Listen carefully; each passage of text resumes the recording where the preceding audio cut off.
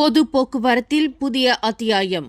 16.63 billion ringgit செலவில் ஷாலாம் LRT3 சேவையை தொடக்கி வைத்தார் அன்வார். 16.63 பில்லியன் ரிங்கெட் செலவில் அமைக்கப்பட்டுள்ள ஷாலாம் LRT3 ரயில் சேவையை பிரதமர் டத்தோஸ்ரீ அன்வார் இப்ராஹிம் இன்று அதிகாரப்பூர்வமாக தொடக்கி வைத்தார். இந்த புதிய ரயில் சேவையானது செயல்பட தொடங்கிய முதல் ஆண்டிலேயே தினமும் சுமார் 67,000 பயணிகள் பயன்படுத்துவார்கள் என எதிர்பார்க்கப்படுகிறது.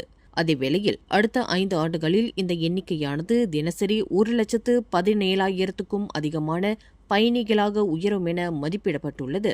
பண்டார் உத்தாமாவையும் ஜொஹான் சத்தியாவையும் இணைக்கும் 37.8 கிலோமீட்டர் நீளமுள்ள இந்த LRT3 ரயில் பாதையானது அந்த வழித்தடத்தை ஒட்டியுள்ள சுமார் 20 லட்சம் மக்களுக்கு நேரடியாக பயனளிக்கும் என எதிர்பார்க்கப்படுகிறது.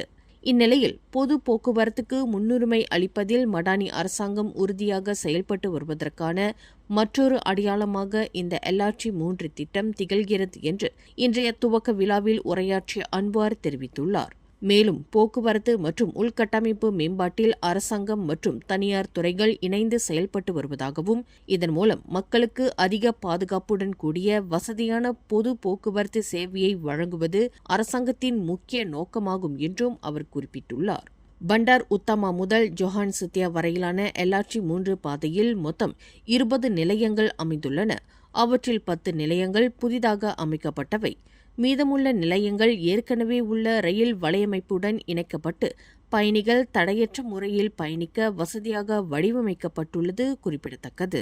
மேலும் செய்திகளை தெரிந்து கொள்ள கீழே இருக்கும் பெல் பட்டனை அழுத்துங்கள். உங்கள் மகிழ்ச்சியை வெளிப்படுத்த லைக் மற்றும் ஷேர் செய்யுங்கள். தொடர்ந்து திசைகளோடு இணைந்திருக்க சப்ஸ்கிரைப் செய்யுங்கள்.